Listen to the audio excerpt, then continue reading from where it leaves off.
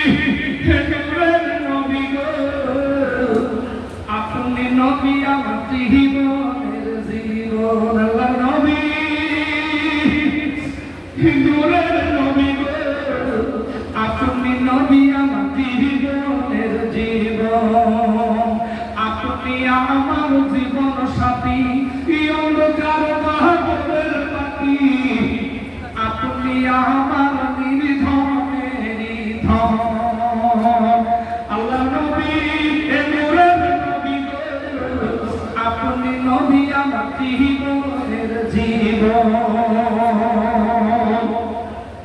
দেখি না হযরত বেলাল প্রেমেতে হইয়া নাম পাইল উমাইয়ার জালাতন আল্লাহ নবী নূরের নবী গো আপনি নবী আমার জীবনের জীবন আপনি নবী আমার জীবনের জীবন দেখে আপনার মাঝে ভাগবতী ওই খাদিজা দেখে আপনার মাঝে ভাগবতী ওই খাদিজা শুনতে দিল জীবন আর সর্ব শুনতে দিল জীবন আর সর্ব আল্লাহ নবী নূরের নবী গো আপনি নবী আমার জীবনের জীবন আল্লাহ নবী নূরের নবী গো আপনি নবী আমার জীবনের জীবন মাল দৌলত যাহা ছিল চরণ সব সঁপে দিলে আপনার বানাইল আপন আল্লাহ নবী নূরের নবী গো আপনি নবী আমার জীবনের জীবন আপনি নবী আমার জীবনের জীবন আপনি নবী আমার জীবনের জীবন আপনার জন্য করতে পারি জীবন কুরবান নবী নূরের নবী গো আপনি নবী আমার জীবনের জীবন আপনি নবী আমার জীবনের জীবন আমি এখানে এসেছিলাম 2000 সালে আমাদের পীর আল্লাহ হোসেন ইসলাম আল কাদরি হুজুর কাওকাবা উনি যখন হায়াতে জিন্দেগিতে ছিলেন জবরদস্ত আল্লাহর ওলি তাই আমি এসে ওনাকে খুব মহব্বত হয়ে গেছিল সেই থেকে আসা যাওয়া আজ পর্যন্ত চলছে আল্লাহ দয়া আপনাদের দোয়া তো পীর মুর্শিদের দরবারে আমরা কেন আসি এই বিষয়ে দু চারটি কথা বলে আমি আপনাদের সামনে থেকে বিদায় নেব দোয়া করেন যেন আল্লাহ পাক রব্বুল ইজ্জত তার পাক কালাম কোরআন শরীফ থেকে রাসূলের পাকের মুখনিসৃত বাণী হাদিস শরীফ থেকে আমাকে যেন কিছু কথা বলার তৌফিক দান করেন সকলে বলুন আল্লাহুম্মা আমিন আল্লাহুম্মা আমিন আল্লাহ পাক আমি ভূমিকা না বাড়িয়ে ডাইরেক্ট বক্তব্যের দিকে যাচ্ছি কারণ ওলি আল্লাহর মাজারে এখানে তো সব আলেম ওলামারা আসে না ভাই সবাইকে সময় দিতে হয় এই জন্য আমি খুব অল্প সময় নিয়ে কয়েকটা কথা অত্যন্ত গুরুত্বপূর্ণ কথা আমি আলোচনা গঠনমূলক কথা আলোচনা রাখবার জন্য চেষ্টা করব বাকি আল্লাহ পাকের মুবারক করছি তো ভাইজান আল্লাহ পাক কোরআন শরীফের মধ্যে জানিয়ে দিলেন ওয়ালা তাকুলু লিমা ইউক্তালু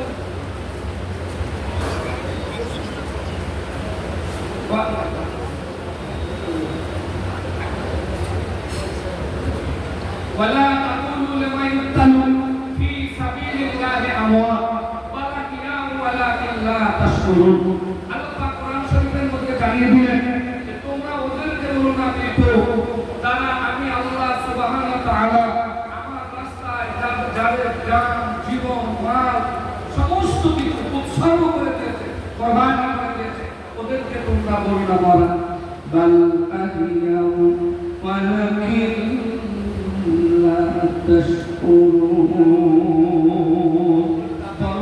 এটাই তোমরা জানো যে তারা চিরজীবিত।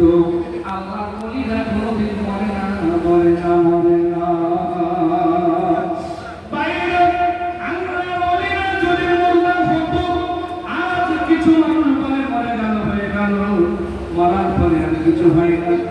আর মরার পরে কিছু হয় কিনা সময় যদি পাই তাহলে আপনাদের বলে যাবো দুটো একটা কথা। বাইরে এই দুনিয়ার জিন্দেগিতে আমি আপনি যতদিন বেঁচে আছি 10-20-50 বছরের জিন্দেগি, খুব বেশি হলে 100 বছরের জিন্দেগি।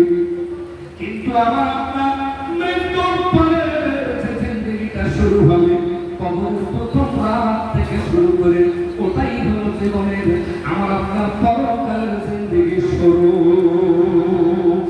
যার শেষ নাই, অনন্ত অনন্ত ধরে লাখ লাখ বছর কবরের মধ্যে আমাকে আপনাকে থাকতে হবে।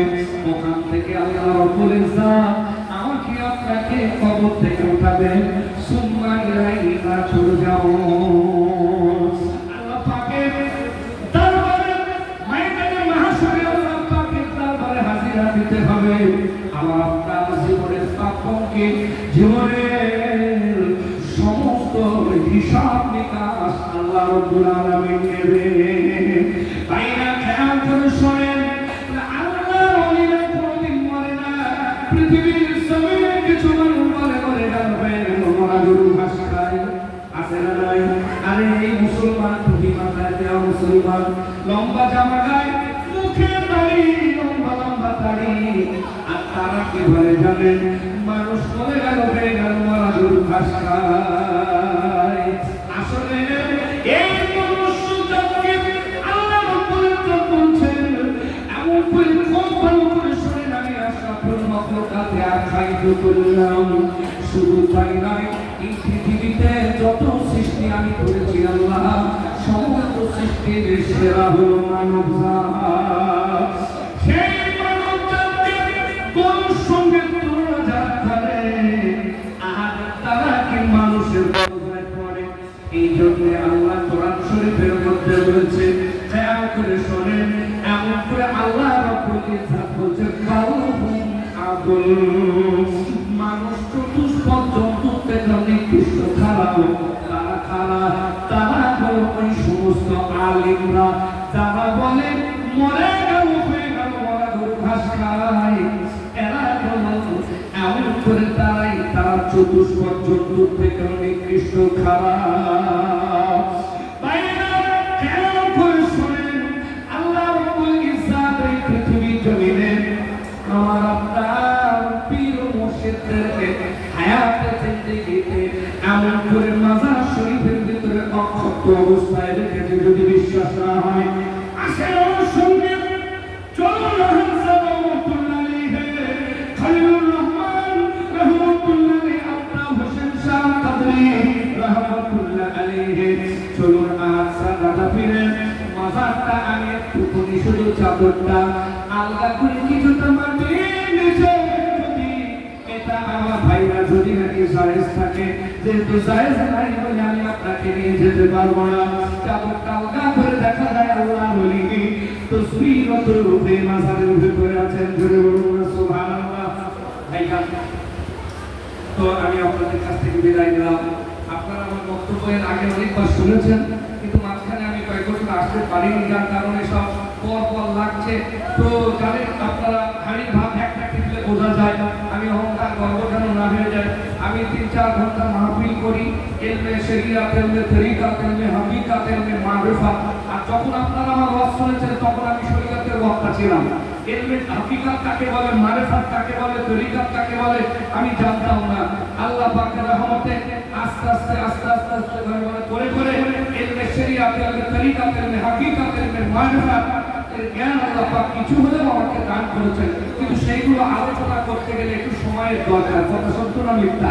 তো ভাইরা, একটু আগে আপনার বক্তা আছেন, এই জন্য আমি ছেড়ে দিতে বাধ্য হচ্ছি। যদি আল্লাহ সুবহানাহু ওয়া তাআলা আবার দেখা করান, আগামী বছর দেখা হবে। কারণ আগামীকাল আমার দাওয়াত আছে, দুপুরবেলা শীতের মজলিস আছে, বিদায় নেব। তো ভাইরা, আমার জন্য আপনারা সকলে দোয়া করবেন, আমিও আপনাদের জন্য দোয়া করি। আল্লাহ পাক, আল্লাহ তাআলা পীরের গোলামি করতে করতে, নবী পাকের গোলামি করতে